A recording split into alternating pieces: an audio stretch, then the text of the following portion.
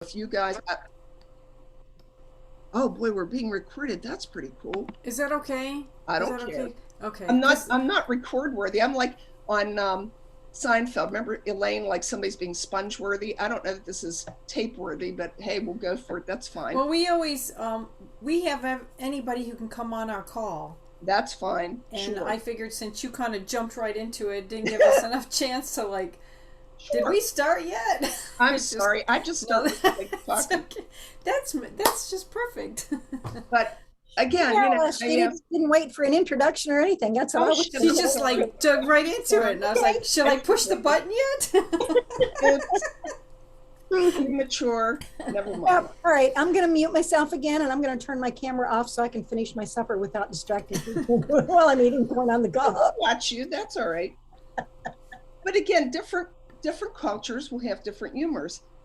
Again, British humor has a very strong arm of satire, and again, it's aimed at everyday life. Now, I, for one, when I think British humor, I think Monty Python, who I found funny, and then I think of what was the guy's name, Benny Hill, whom I did not like. And does anybody here have a particular? Do you have any impressions or a favorite, like in British comedy? I know there's a lot of it on our TV now. And again, I don't get a lot of it, but at least it's in the right language. But again, they do a lot of sarcasm, a lot of insulting, a lot of self deprecation, and a lot of wit. And I do all those same things in my, when I'm trying to be funny, not saying I am. But Britain, clear back into Shakespeare, there was a lot of body, sexy humor. And I didn't go through all the Shakespeare plays. I'm not that cultured. But again, they quoted a couple comments in Shakespeare that were clearly intended to get a rise and a laugh out of the audience. So humor has been around forever.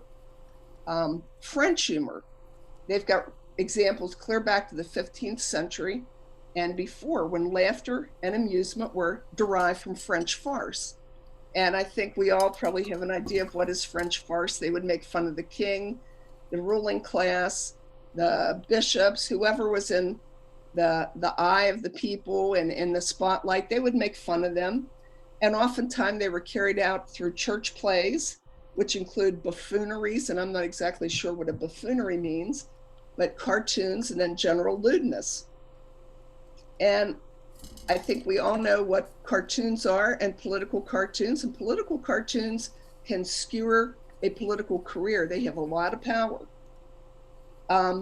Oftentimes, we'll make the mistake of thinking of humor as performative. In other words, oh my God, I'm going to a meeting. I've got to have a stand up comedy routine and be funny.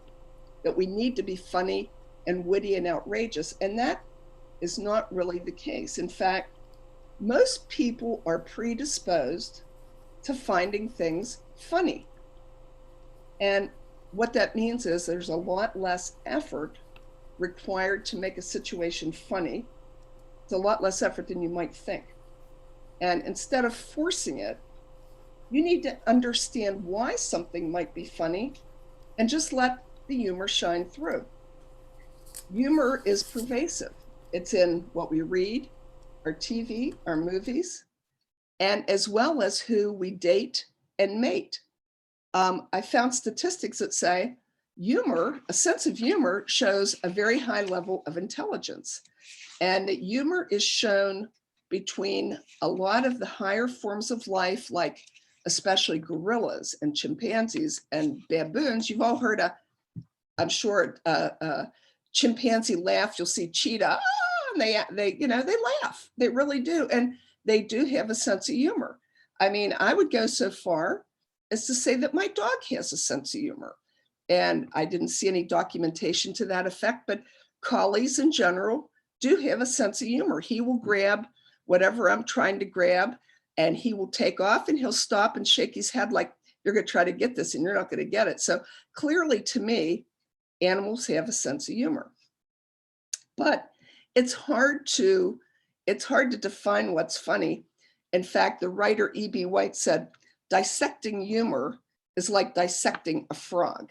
Few people are interested in the frog dies anyway. Mark Twain said humor is tragedy plus time. Now, does anybody have an idea what that means?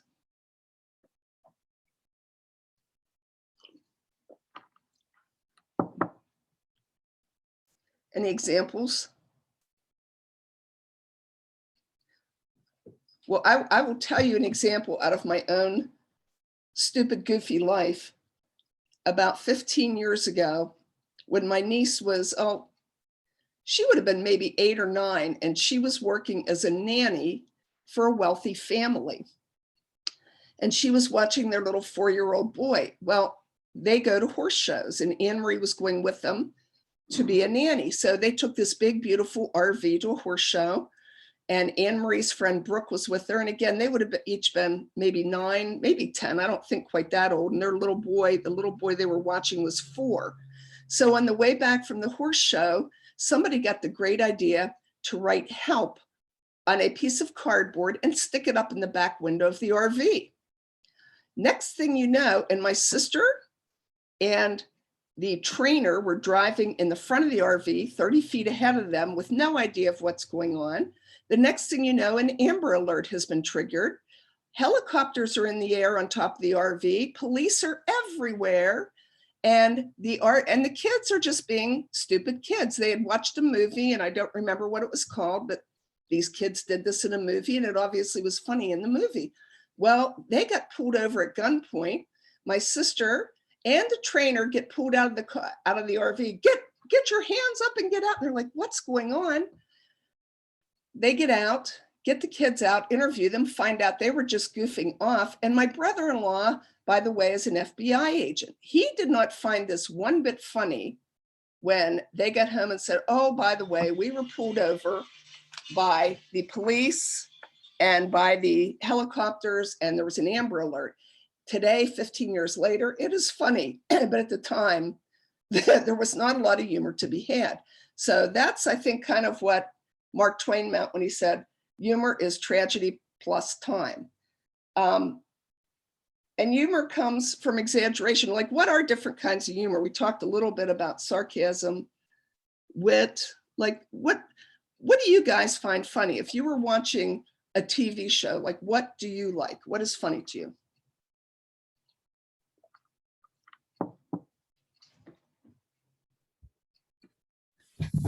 Anyone? Red Skelton.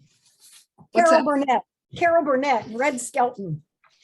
Carol Burnett, I'm with you. I think that is very funny. And that would be what they call sight gag humor.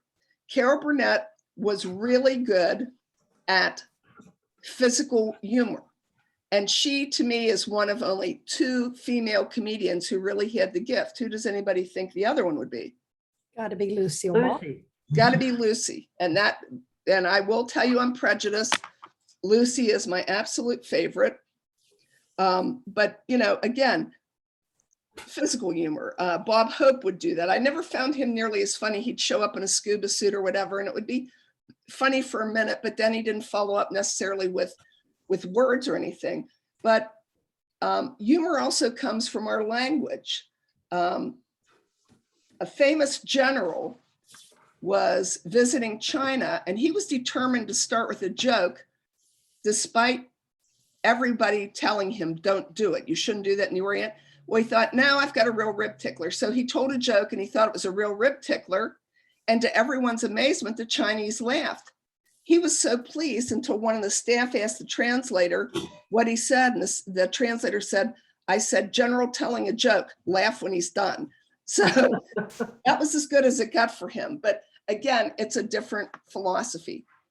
Self-deprecation makes for good humor. And I know I do that at times, but it makes me more comfortable if I'm in an uncomfortable position.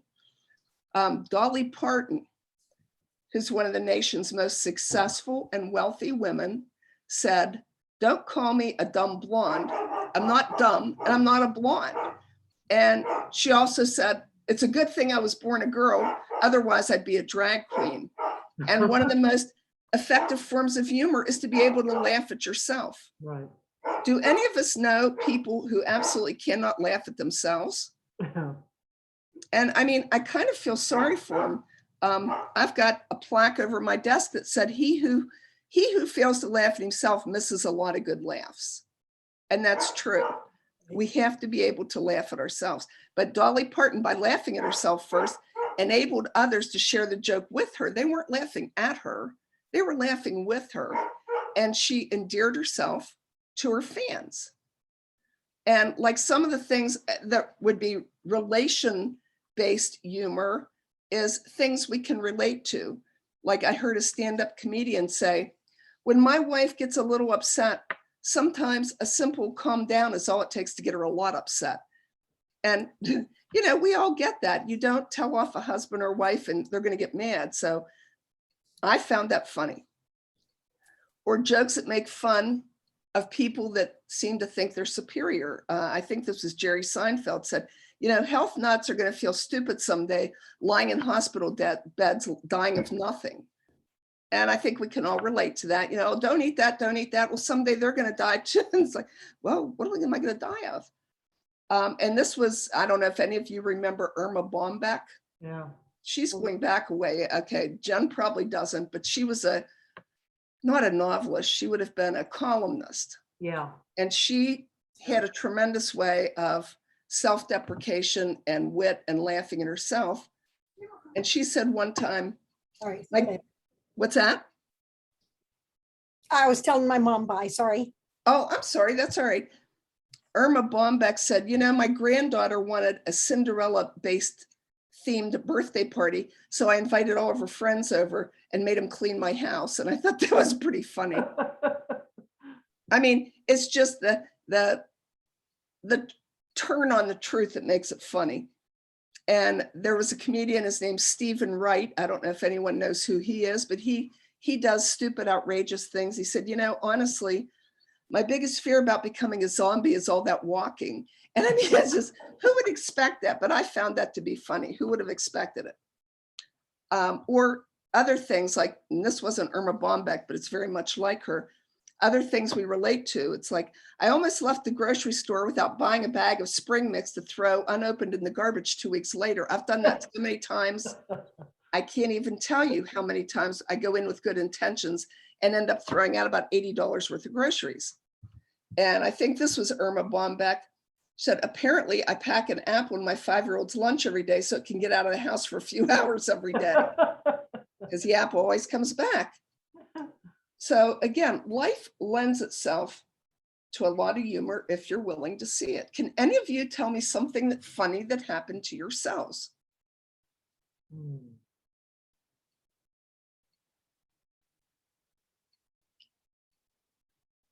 Oh my God, KJ, you're always telling me funny stuff. It's hard to think of something right offhand. I know, I put you on the spot. Okay, how about if we hold that thought and we'll revisit that. But silly things happen to all of us, and a lot of it depends on how you're willing to see it. I mean, and humor can be a real gift. One of the most devastating traits President Kennedy possessed was his really quick wit. And Jen, you probably don't remember Kennedy. Beth, you may not. And KJ, yeah. I don't know if you, I was, what, 7 when he was assassinated. So I barely remember President Kennedy, but I do remember he was very good looking, and all of us in parochial school were like, oh, President Kennedy. But he was also very quick on his feet. And when he went to Paris for a diplomatic visit, and he took his wife, Jacqueline Kennedy, and I'm guessing everyone knows what Jackie looked like. She was gorgeous, and she looked like a model, and she dressed very Parisian. She was very fluent in French. So when they got to the airport, the French were going gaga over about the gorgeous, stylish first lady. Well, rather than get mad and resenting all the attention his wife got, President Kennedy quickly said as they stood at the reviewing stand, I'm the man that accompanied Jackie Kennedy to Paris. And the place broke up, and he owned them. He owned them. And he was smart enough to understand that. And in hindsight, I don't know if anyone watches The Crown. I did. And the part about Prince Charles and Princess Diana, and I'm sure there's a lot of not completely right information, but Prince Charles had such an asset in her, and rather than appreciate her beauty and her wit, she was very witty, he resented her. And he did himself so much disservice. she came out at one point. They were at the, what's the name of the big theater in London, where they do all the big plays and everything. They were in the royal box, and Princess Diana surprised him on his birthday by coming out and doing a routine with one of the ballet stars to Uptown Girl. And I vaguely remember when that happened in real life, but I watched it again in this, and the crowd went crazy. And rather than appreciate it, Prince Charles was so angry at her and screamed at her in the car. And, you know, the press asked him about it. I don't want to talk about it. I don't want to talk about it. And he did not understand the gift or the appreciation. And yes, it was funny and probably for the royal family irreverent, but it was something that he should have embraced. And had he had a sense of humor, he could have made this into something wonderful. Yeah. You know, Kathryn, I recall when Kennedy went to the Brandenburg Gate, Yes. Germany, he said, "Ich bin ein Berliner." Yes, he did. And actually, if you translate that, technically, he was saying, "I am a German donut." Oh, I didn't know that. That's pretty funny. Yeah, and people reflected on that later, but "Ich bin Berliner" would mean, you know, I am a Berlin citizen. That's, But when he added the "ein," it's like I'm a German donut. you know what? I bet you if someone had called him out on that when he did it, he'd have probably laughed. Exactly. Yeah. And I don't know how much, and I'm guessing you guys all remember President Nixon. Yeah. That's been more recent. And that was who Kennedy ran against. And Nixon had the sense of humor of a turnip. Yeah. And I mean, President Kennedy and President Nixon, as far as their track records go, were not that dissimilar. But I truly think President Kennedy's gift of wit and personality and charm and being charming, part of being charming is being able to be self-deprecating and to realize you're in the same human condition as everyone else. That put John Kennedy over the top. And I think that had a lot to do with it. Yeah, I agree. So, and again, in political situations, a good sense of humor can be wonderful. Winston Churchill, who was the Prime Minister of Britain, he was at a state dinner, and I guess he did not have the best manners in the world. He would burp and smoke big fat cigarettes and, you know, talk to people. But a lady who was an actual like lady so-and-so was sitting next to him, and she got very disgusted with him. And she said to him, "Sir, if I were your wife, I would feed you poison." And without missing a beat, Churchill said, "And if I were your wife, if I were your husband, I'd drink it." And so rather than cause a big diplomatic incident, he shut her up immediately because he was so quick-witted. Nothing else was said. And he went back to his dinner, and that was the end of it. Teddy Roosevelt was apparently a real showboat.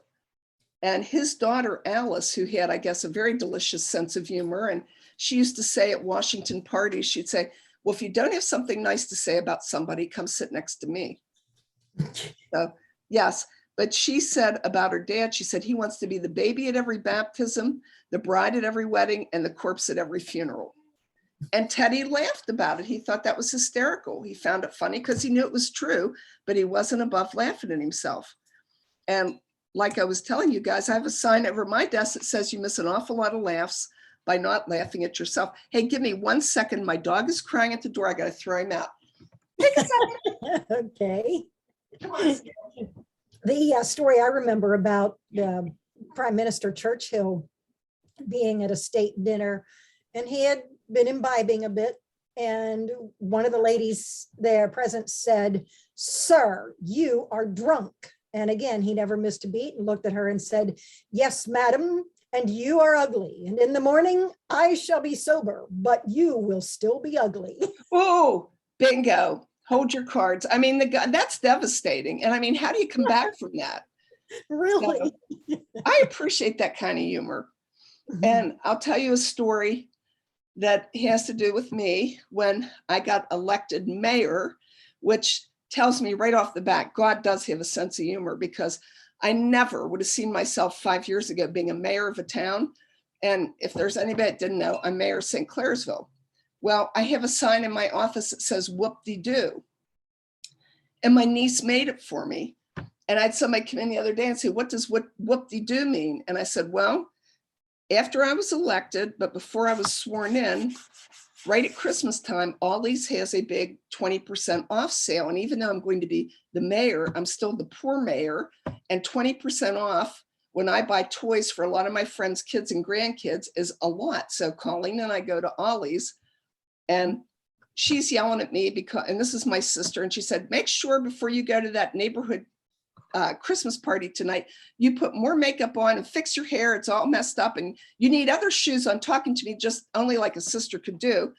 And so I got smart. I said, hey, wait a minute. You're talking to the mayor-elect. You better settle down, just being a smart ass.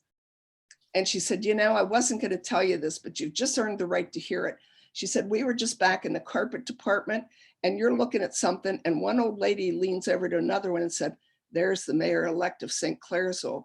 And she said, the other lady leaned in and went, whoop-de-doo. And so my niece made me a sign that says whoop-de-doo. And if my head ever starts to get the size of the Hindenburg, I'm to look at the sign and say whoop-de-doo. And so that does help keep me humble. So, and again, I feel I take myself very lightly. I don't take my job lightly. But honest to God, when I interviewed people to come in and work for me, because I got to hire a service director, a finance director, and I've never been in a position to hire people before. I've always been a drug rep. So this was new. But everybody that came in, I said, you know, 5 tenets. I want accountability, transparency, productivity, respect. And the last one is a good sense of humor. And I'm dead serious about that.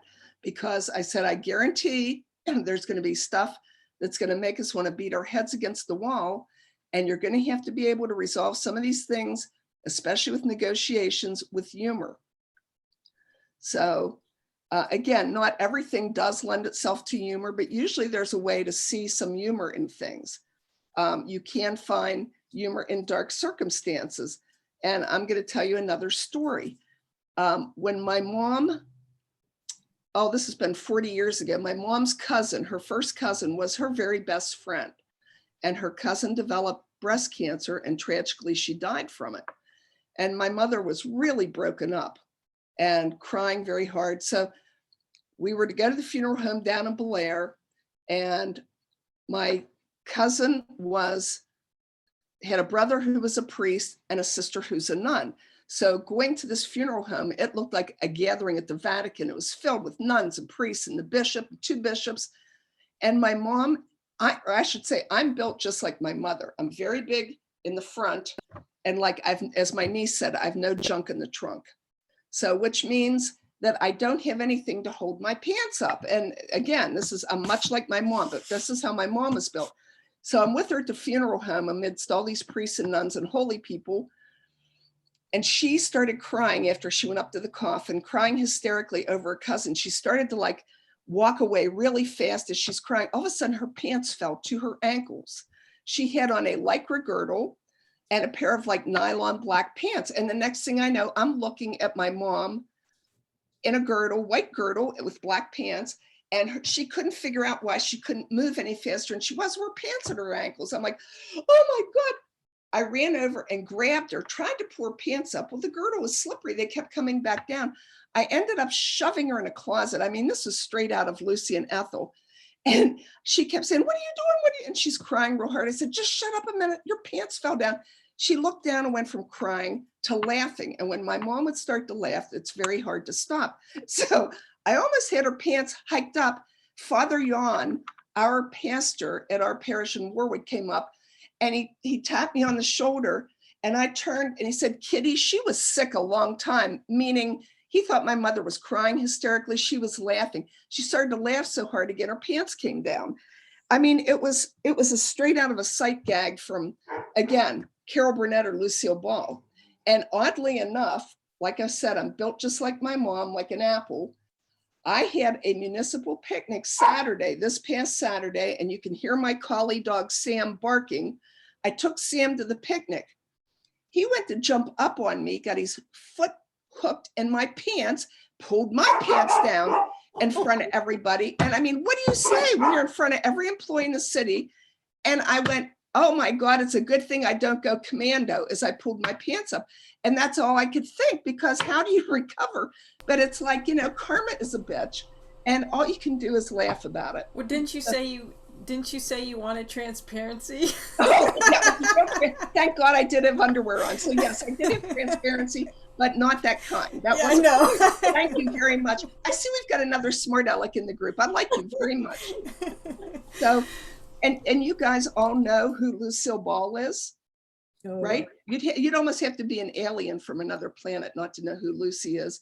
And her husband Desi, and their brilliant creation, I Love Lucy. Well, a little back history on her. She was born in 1911 in Jamestown, New York. And like so many comedians, she had a pretty tragic past. Her dad, her real father, died of typhoid fever when she was very young. And so her mom went back to live with her parents. And so Lucy was raised by her grandparents, her mom, and her Uncle Fred Ball. Her Uncle Fred had his children out in the yard one day, and some of their friends were there, and he was trying to show them how to use a shotgun. It accidentally went off and killed one of the neighbor children. And it was very, very tragic. Her uncle never came out of this funk, and her family was sued.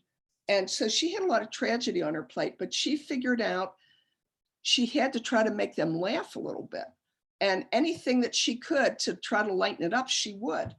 And when she grew up in her grandma's house, I guess they had a parlor, and her mom put up a curtain for her that would be like a stage, and she would go and put on these little shows all by herself to try to make them laugh. And as we all know, nature was very, very good to Lucy. She was beautiful, and she grew up to be 5'10" tall, which back in 1925 was very tall. And she went to New York City to try to make it as a model. And she started doing modeling, and she was getting hired as models. And she got discovered by an agent who sent her to Hollywood, and she started to work for some RKO Studios, which stood for Radio Keith Orpheum Studios. And she was often cast as like a glamour girl, and they dyed her hair blonde. She was very platinum blonde. And if you watch some of these old movies, and there's a couple old Fred Astaire and Ginger Rogers movies, and you'll recognize Lucy in them. And they just wanted her to be a glamour girl. And in fact, then they had her go to MGM, and they dyed her hair fire red, because they were starting movies in Technicolor, and they thought she'd really stand out as a redhead. And she enjoyed it, but she kept saying to them, I want to be able to do something, I want to do something. And I like humor. She liked trying to be funny, and she was really good at delivering lines that were funny. There's a movie called Stage Door, and it's Kathryn Hepburn, Ginger Rogers, Lucille Ball, and I can't remember who else, a lot of big names, but it's funny, and she is very funny in it. So anyway, she wanted to do something and be like a lead in movies, but they never thought she had the talent. And so she worked for 10 or 15 years in glamour, doing background stuff. And she became known as the Queen of the B movies, which is like the not big, type A, go to the big theater. But she never became like an Ava Gardner or Maureen O'Hara or Betty Davis. If any of you guys know who they were the big glamour girls. But she was working on a movie called Too Many Girls.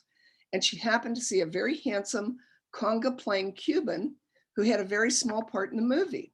Well, she fell head over heels for him, and Desi Arnaz felt the same. They quickly married. Desi tried his hand at being an orchestra leader, and Lucy continued her modeling or her movie career. Well, they fast forward to 1951, and Lucy's now 46 years old. She's pretty much past the age of being a glamour girl in the movies, and she wanted to do comedy. And she had done a radio broadcast with a man named Richard Denning. They did a show called My Favorite Husband, and it was on radio. Her timing was excellent. It got to be very popular, and to the point that the executives wanted to turn it into a TV show, and they wanted to do it on the new medium of television, which was very much in its infancy. And I don't know if any of you have heard of the comedian Fred Allen, but he said television is called a medium because it's seldom rare or well done. And I think he's right about that. But she was approached about doing this as a half-hour television show, and she was interested. However, the one caveat she had was that she'd have to be her real life husband, Desi Arnaz. And she was adamant about this because Desi, being a band leader, he was on the road and there were lots of rumors about him and other women. And unfortunately, they were true. And he was girl chasing. And Lucy knew the only way to make her marriage work was to work with her husband. So she was adamant, we're going to do this together. And the network said to her, no, we can't do that. The world will never accept a mixed marriage. And she said, we are married. And they said, well, if you can prove to us that America will accept you as a couple, we'll do it. So they put together an act. She went to a vaudeville friend of hers who did outrageously funny vaudeville stuff.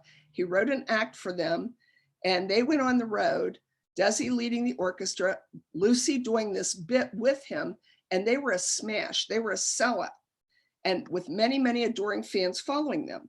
So through their hard work, their belief in themselves, and a real financial risk, they put all of her money that she had earned in movies in a gamble. They put it all in this TV show. And Desi apparently had the much better sense of humor and business. So we all know the punchline. They made this show and it zoomed to the top of the charts immediately. And I Love Lucy became the biggest hit ever. It is the only show that has never been off the air since 1952. It's on somewhere in the world every minute of the day in reruns. And the episode of Lucy and Ethel in the Chocolate Factory, does anybody remember seeing that? How can you? I see at least 1, 2, 3. How about you, KJ? Oh, yeah. Okay. Oh, yeah. How can you forget that one? I mean, it is to me the absolute penultimate in comedy. And it is just so funny. It was voted the #1 episode ever of any TV sitcom. And Desi had the foresight to put this on film. He went to the executive and he said, hey, amigos, if I pay for this out of my pocket, we don't want to use kinescope. And I'm not sure exactly what kinescope was. It was like videotape, I guess, and it would degrade very quickly. They put it on film and he paid out of his pocket. He also is the person that came up with this 3-camera sitcom format where they've got one camera on one side, one in the middle, and one on the other side. One would be for far takes, one was for close-ups, and the other one was whatever they needed. And that's now the format they use. But it was through her comedy and his comedy, his great ability to get along with people. And a lot of it was because of his sense of humor that they became the people who eventually, and Lucy had said this to an executive 25 years before, somebody berated her in one of the movies at RKO, and she goes, someday I'm going to own this studio. And you know what? By God, she did. RKO Studios was bought by Lucy and Desi. They made Desilu Productions. They produced Mission Impossible, Star Trek, and of course, I Love Lucy. And so again, the fact that they, mostly Desi, but Lucy too, had a sense of humor was for them life-changing, absolutely life-changing.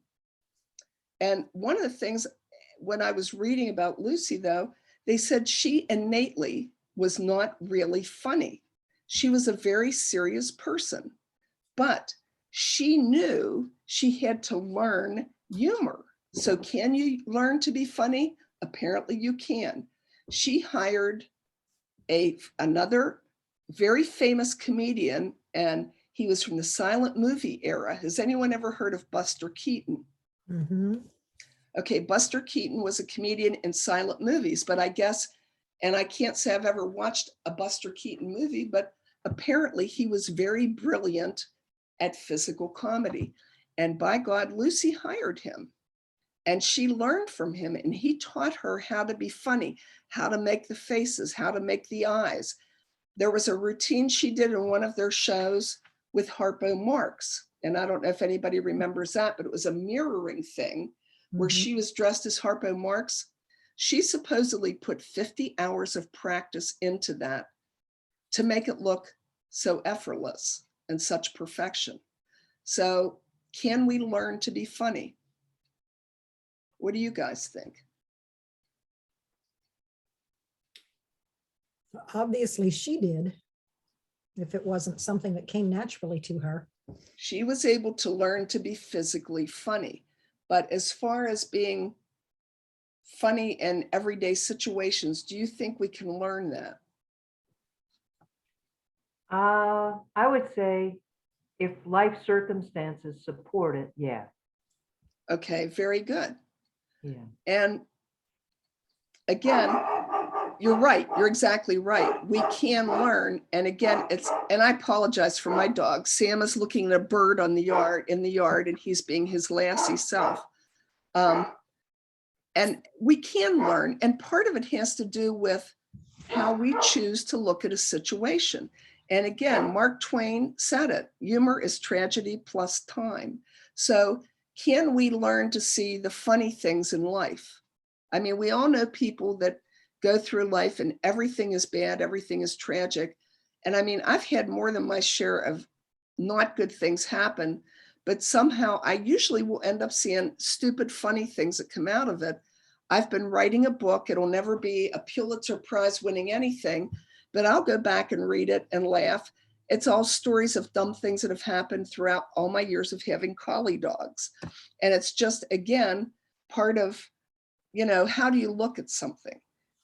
Do we all agree that there are times we can look at the humor in things? I mean, anybody think of anything yet in their life that you can tell us it was funny that happened?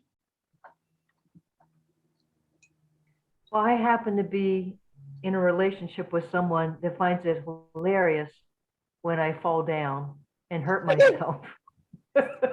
So that would be the situation, tragedy plus time. It probably takes you a couple of weeks to find that funny, huh? It's kind of like what is it, the show on TV? I can't think of the name of it, but it's like Best Videos or something. Oh, see, I find that so not funny. I always worry about the people getting hurt. What do they call funniest videos ever? Yeah, just home videos. Like people dancing on a table and it collapses, and yeah. See, now to me, that is not funny. Well, it's not to me either, but yeah, but somebody finds it funny. And there's a show on TV, and I've watched it once, and I found it utterly disgusting, called Jackass.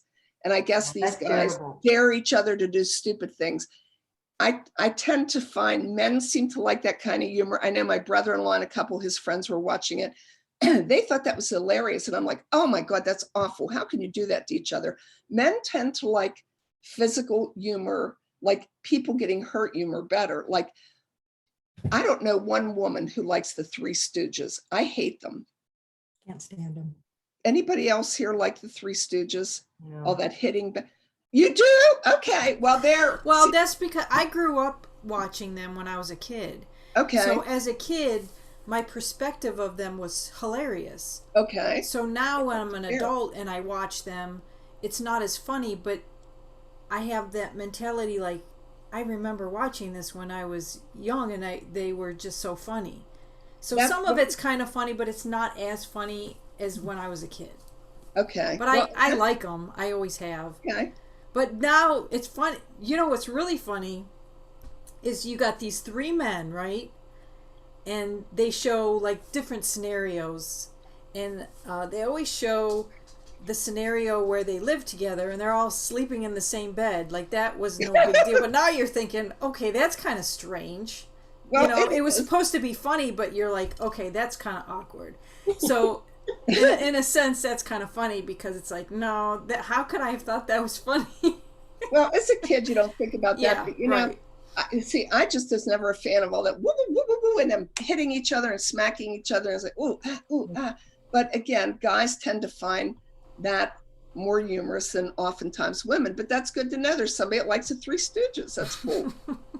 And again, out of humor can come life-changing situations. And again, I'll give you a story out of my own past.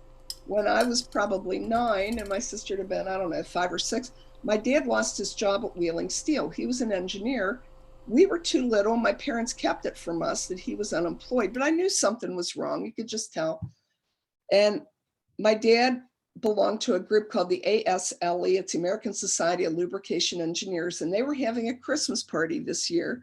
And my dad said to my mom, we really should go to that. I have to go to keep up membership or whatever. And so being unemployed, he said, but I want you to go get a new dress and new shoes. And that's a big deal when you have no income coming in. So my mom went and got a pretty dress, and my mom was really pretty, and she had beautiful high heels and spikes and everything. So they go to this party, and the entertainment for the evening is a hypnotist. And he pulls my mom out of the audience to bring her up on stage. So she goes up, and the first thing he said is, and the first thing my mom says is, "Oh, you'll never hypnotize me." And he did whatever he did, and she's out. And he handed her an onion. He said, "Here, I want you to eat this apple." Well, she stood there and ate an onion like you would eat an apple. And I guess everybody's going, ah, gag, my God. And she did it. And then he said, "Now, Mrs. Thalman, I want you to look down. You don't have your shoes on." Well, she had these brand new spiked shoes on. She says, "Oh my God, my shoes." And my dad said she went off the stage, climbed down through the audience on her hands and knees. And the guy said, "What are you doing?" She says, "I got to find them. They're not even paid for yet." And I guess the place broke up. After the dinner was over, a man came up to my mom and dad and he said, "I just so enjoyed you being up there. What a good sport you are, blah, blah, blah." And he talked to my mom and dad, and he said to my dad, here's my card. Call me next week." He ended up being my dad's boss at Gulf Oil and started him on a career that lasted 30 years. And so again, had that humor not happened, my dad never would have talked to him. So you've got to think somewhere that God does have a sense of humor. So I like to think that, again, I try to have one. I think it's a good thing. And honestly, what does laughter do for us? Does anybody know some of the physical things that laughter does for us? Releases tension. Very good. It does release tension. What else? Doesn't it create like the endorphins and stuff in your body? Absolutely. Laughter reduces the level of stress hormones like cortisol and adrenaline. And it pumps up serotonin and dopamine. Yes, it does. It pumps up serotonin, dopamine, and the laugh. It's what you call laugh until you cry syndrome. It's a physical release. Do you think maybe it works your abs? Can anybody remember the last time you laughed so hard your sides hurt? Yeah. Okay, Beth's ready to do it right now. Yes, we have all had moments like that. And it does. It works your abs. It massages your internal organs. What else does laughter do for your head?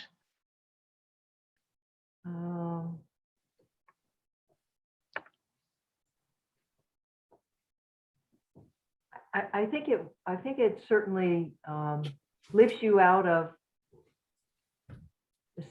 I think it enlarges your ability to see the situation in another way. I can just tell you've been a therapist. You know all the right answers. But you're exactly right. It brings the focus away from anger, Yeah, guilt, stress, and negative emotions. It truly does. It really resets your head. yes. And I think we've all had times when we're so upset or so emotional and you're not thinking clearly. One of the best things you can do is take 10 minutes, put on a sitcom, put something on, get away from it and laugh. It will completely reset your perspective, right, Beth? Yes. We tend to view stressful events as either a threat or a challenge. And humor can help us view these events as challenges, but we can make them less threatening and more positive. And from what I'm reading in this study, it's called cognitive reframing. Have you heard that term before, Beth? Absolutely. Okay, I've not before. I just pulled up this study, but do you want to tell us what is cognitive reframing? Well, it's the ability to take a situation and look at it from a different perspective. So it lends you a whole different set of emotions and cognition. So you interpret it differently. Okay, very good. It does. It gives you the ability basically to reset and say, okay, yes, I'm embarrassed that the dog pulled my pants down in front Right? of 35 of the 38 city employees, but is it a tragedy? No. I've got somebody who's on a ventilator with COVID. That's a tragedy. And that's a reframing. It absolutely is. You think about, I've basically got my health except for the 20 pounds I need to lose. And things are not as bad as I felt like when the dog pulled my pants down. But laughter also connects people. Yeah. Just like smiling or being kind. I mean, I'll tell you, as soon as I said, thank God I didn't go commando, everybody broke up laughing. And what could have been a very tense situation, we all laughed about it, and it was over in about 2 seconds. It helped people to laugh with me, I hope, and not so much at me. But I've told everybody in the city that, you know, if you need to talk to me, come in my office. I'm not unapproachable. You know, and I'll greet you with a smile. We'll figure it out. And I know for a fact, we have avoided a lot of lawsuits. I'm not bragging, but I know the previous administration had several lawsuits. And I think a lot of it had to do with their inability to deal with things and say, let's sit down and talk about this and be reasonable. So that's pretty much everything I had. But I just wanted everyone to realize that, you know, during these tough times, and again, I was a couple minutes late because I had to get 2 COVID tests to somebody. This has not been a fun year by any means, but for our own mental sanity and for our own ability to, you know, get through this, we've got to find things to laugh at. So any questions or comments?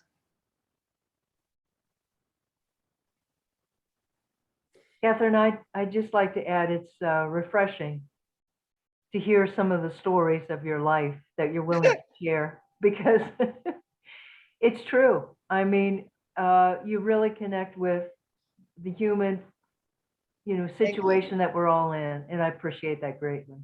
I appreciate that. And again, you know, these things that happen, they're called life, and you can look at them either as a tragedy or you can find the Black humor in it. I mean, I'll tell you another story, and I'm sorry if you're sick of stories, but my Aunt Ruth, my mom's sister, was a real stinker. She was so ornery. They had asked her to write for television. She was so fast, and everybody just was gravitated to her. Everybody wanted to be around her because she was so much fun. Well, she lived in Buffalo. Her husband had taken her to Buffalo with his career. And, you know, my mom and my grandparents lived here in the Valley. Well, my grandpap had emphysema, and he would get very, very sick at times. And they took him to the hospital one night, my mom did, and she called my aunt, she said, Ruth Ann, I think you better come home. Daddy is really bad. And they thought he was going to die. So my uncle throws my aunt and their 5 kids in station wagon, started driving down from Buffalo, which is about 5.5 hours. By the time they got here, my grandpap had rallied. He was in the old Wheeling Hospital. And my aunt walks in, and the first thing she said to him, and my mother was there, and my mother like slid out of the chair. She said, God damn it, Ed, you cheated me out of a black dress. And my grandfather just absolutely cracked up. I mean, that was his daughter. She was ornery as hell. And she knew how to say the right things to make everybody, and I mean, that is really Black humor. But the nurses were like, oh my God. And then when they realized how it perked him up, they're like, oh my God, that woman's crazy. But she just had people attracted to her like ants to a jar of honey on the ground. And it was a great thing. She could be ornery, but she was wonderful. So anyway, any other questions or comments about humor or stories? Anybody have any other stories? You've had some time to think. Well, you talk about somebody that, you know, is real quick-witted, you know, fast thinking and comes up with, you know, funny things, and everybody just loves them. And that describes my oldest daughter, Martha, the one who lives in California. When she was, I think, 14 or 15, my dad's mother passed away, and it was the first family death that my daughters had experienced. So in the funeral procession on the way out to the cemetery, my daughter says to my dad, why do all these cars have their lights on? Or she said, I'm going to ask a stupid question. To which my dad replied, there are no stupid questions, only stupid answers. And she said, well, why do all these cars have their lights on? So dad explained, you know, the funeral procession having the lights on so other traffic would know, blah, blah, blah. And then he said, you know, on second thought, I did ask a stupid question one time. And Martha said, what was that? And he said, I asked your grandma to marry me. And wink, never batted an eye, didn't hesitate for a moment. She snapped right back with, that wasn't a stupid question. It was a stupid answer. Whoa. Oh. My dad laughed about that line literally until the day he died. I'm sure he did. And what a happy memory for him. Yeah. Thank God for her humor. That's wonderful. Yeah. Oh my God, that's funny. She's very quick-witted like that, always has been, but that was one of her best. That was devastating. I love it. Yeah. I So love did my dad. And like I said, literally until the day he died, he laughed at that joke, at that line. And it's wonderful. That sustained him. It made him laugh, and it brought him a very happy memory. That's amazing. Truly, I do think that's a gift from God to be Yeah. able to make people laugh. Yeah. And my dad liked to laugh and would make people laugh. I remember at his father's funeral, it was his mother was having a hard time getting up off of a low sofa that she was sitting on at the funeral home. And my dad did not have a quiet voice. I kind of take after him, that, booming voice. That's right. And I remember him, saying something to grandma about, well, we're going to have to get a cherry picker to get you up out of there. And of course, the Oh whole my God. cracked up. Oh my God. That's funny. Well, when my father died, and we had service over at Toothman's and a Catholic funeral, they have a mass, but the night before, Father will come over and say prayers. Well, this priest was brand new. This was the first funeral he'd ever done. So he gets up and starts praying. And again, my Aunt Ruth is there, and she had a big purse that was like the size of like a small suitcase. Well, all of a sudden her phone started to ring in the purse. I'll never forget this. And it's playing The Sting. I don't know if anybody knows that song, but it goes da da da da da da da da. And the quicker she tried to grab it, and the more like desperate she got, the louder it got. It was like it kept popping to the surface, and she couldn't grab it. And by now, everybody turns to look at her, and Father quit talking because it was so distracting. And my aunt said, Father, it was God. He says, you're doing a great job. Keep going. Well, the place broke up. And that was the end of the prayers. I mean, he knew he lost the audience because she came back, and again, she knew exactly the right thing to say. So in fact, my niece and my mom went to a funeral on Saturday for a teacher that my niece Anne Marie had at Lindsley. And my sister said it was absolutely beautiful. And I can't remember the teacher's name, but there were tons of people there. It was outside and beautiful, and everything up at Ogilvy and the flowers. And my sister's crying, and Anne Marie leaned over to her and said, don't expect anything this nice when you go. And I guess Colleen just like spit her teeth out and started laughing. And she's like, oh my God. So yeah, the gift of wit or the curse of wit, I'm not sure, it runs through my family, but. There must be something about funerals, because I remember when my my grandmother lived with us when I was a teenager. She was ill, and she always used to tell us, oh, I'm such a burden, I'm such a burden. And my dad, it was his mom, would be like, Mom, you're not a burden, we want you here, we want to take care of you. Well, when she passed away, it was like February, and the funeral was like literally a blizzard. Oh, geez. And my dad, I remember this, and he was saying how much, Grandma used to say she was such a burden. Well, now she's a burden. Because it's like snowing outside, and and the wind is blowing, and it's so cold, and that's funny. it could have been the worst day to have a funeral. And he's like, she was never a burden, but she's a burden right now. And we all laughed. I urge you to write these things down, because and while you say, yeah, it is a funeral, but it's very funny, and it'll make you smile when you think about your dad and your grandma. Mm-hmm. So my recommendation is, when funny things happen like that, and I've just started to write some of this stuff down, and I look back at it and say, boy, my family's weird, but no, we laugh a lot. When Anne Marie was 2, again, I'll stop, I promise, but she was a very hard takedown to go to bed. She was just a real pain. And when she would stay over, I would just about cry, Uncle, I can't get this child to go to sleep. But all of a sudden she got in, my sister and brother-in-law lived in Johnstown. All of a sudden Anne Marie started going to bed early, and she was old enough that she'd go down and fill her bottle with milk out of the refrigerator, fill her bottle with milk, go back up to bed. And my sister's like, we got to get this kid off the bottle. She's filling it herself. So she started being a very easy takedown. She'd go to bed early, but then she'd be a crabby ass the next day. Colleen could barely deal with her. So my sister's on the phone one day with a friend of hers, and Anne Marie comes in tugging at my sister's sleeve, going, Mommy, pointing to the garage. And Colleen said, honey, I'm on the phone. I'll get there in a second. And so she's talking to her friend Anne Marie, tugged again, mommy, mommy. And Colleen finally went out in the garage to see the garage flooded with wine. Anne Marie had been going out in the refrigerator in the garage, filling her bottle with they had boxes of wine in the old refrigerator, and getting absolutely shit-faced, going to bed. This kid is 2. My brother-in-law is an FBI agent, and she was hungover like a drunk the next day. And Colleen's like, oh my God, my husband's an FBI agent. We're going to get arrested by the, not, you know, whatever the group is, because this kid is drunk. She was filling her bottle, and it has like a little stopper on it. They'd bought a different kind of wine, and it had a new stopper. She could open it, but she couldn't turn it off, and the whole garage floor flooded with wine. So, I mean, this is the kind of crap that is my family.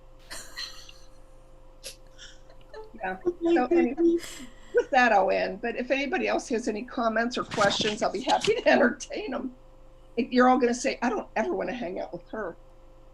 Oh, no, no, no, no. We want to hang out with you because it's fun. Well, again, you know, I'm 66, and I'd be dead if I hadn't found the opportunity to laugh at stuff at this point, because stuff can go so badly wrong, and all I can do is laugh at it.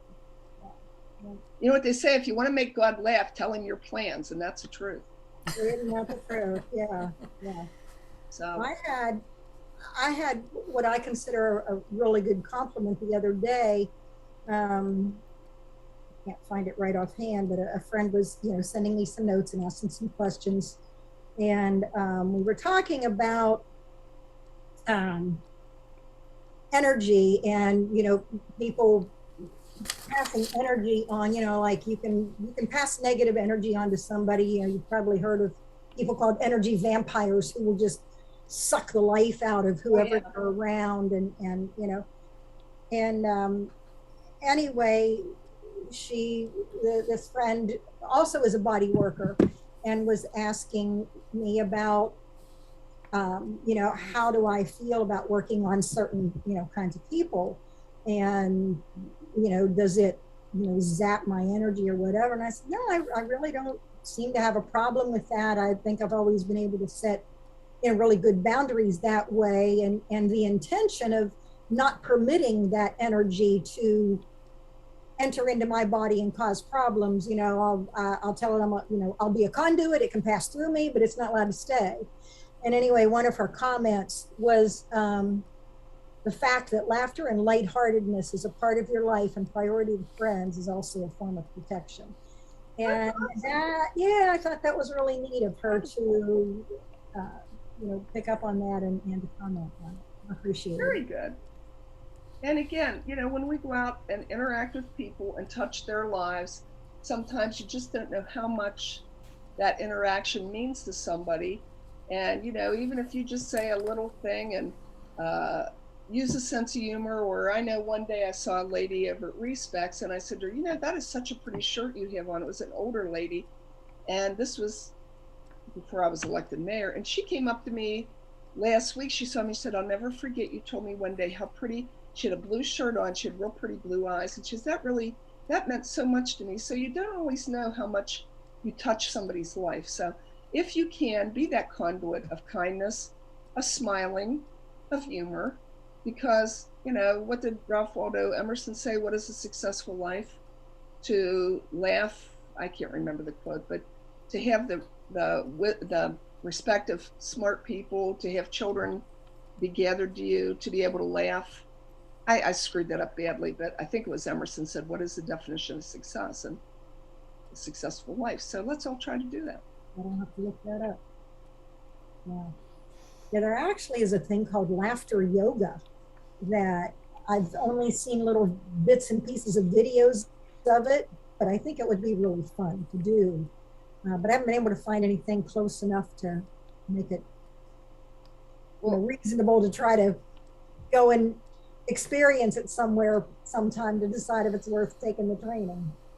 Well, I appreciate you all sharing your time and attention with me. And had we been able to meet in public and one-to-one, I've got a couple little exercises we would have done. And I know Zoom isn't quite the same, but I really appreciate your participation and your your interaction. Thank you. Your I attention. appreciate you coming and sharing today. This was Well, wonderful. again, like I said, it's not rocket science, but it's just like, it can change your life, and keep on laughing. Thank you for your generosity. Oh, hey, I'm happy to do it. Like I said, I'm writing a book, Municipal Madness. When this gets out, it'll throw Cuomo off the front lines because of the stupid stuff. And it's gonna be like, really, really, yes. And this is just a little town. So, Oh, that's great. Well, thank you. I agree with Absolutely. Jennifer. Beth, this has really been a lot of fun. Thank you so much for taking the time to share with us your sense of humor. well, thank you for tolerating it. So, I mean, you and I have become friends in the last several years because of the sense We of laugh a humor. lot. We do. And that's, like you said, laughter brings people together. When I was living in San Diego, actually, I rented a room in a house. There were, 3 other housemates there. I didn't know any of these people. And one evening I opened up my laptop and was watching Monty Python and the Holy Grail. Oh God, that's bad. Yeah, that's worrying. Oh yeah. So I was watching that one, and one of the other housemates happened to come in, and as he came down the hall past my room, he backed up and he poked his head and he said, and we had met, but that was it. I mean, we knew names and that was about it. He said, KJ, what is that you're watching? And he said, Monty Python. Do you like that? Do you want to? I love Monty Python. And boy, he came in and sat down next to me, and we sat there. He still says we bonded over that movie. Well, yeah, friendship is certainly a gift, and to be able to bond over laughter is absolutely wonderful. And the last thing I'll mention, I forgot to mention this, I had it written down. There was an author named Norman Cousins, and he literally laughed himself well. And I can't remember what illness he suffered from, but he was in the hospital. It was a neuromuscular, and he was in pain all the time. He had his wife bring him in all kind of videotapes of Three Stooges, of Lucy, anything that was funny. And he spent all day, because there was no medicine to help him, laughing his way well. Yeah. So anyway, but I thank you all for your, like I said, your attention and your generosity. And, hopefully we'll be able to get together soon and laugh Yes. at what's coming. So, Absolutely. Well, thank you. thank you, Kathryn. Thank Yes. all of you for joining in this evening and sharing your tales too. So now next month, October, Saturday, October 9th, will be the annual wellness fair for West Virginia Wellness. We hope you'll all join in and share with us then too. Absolutely. All righty. Guys, have a good rest of your evening. Keep on laughing. Bye-bye.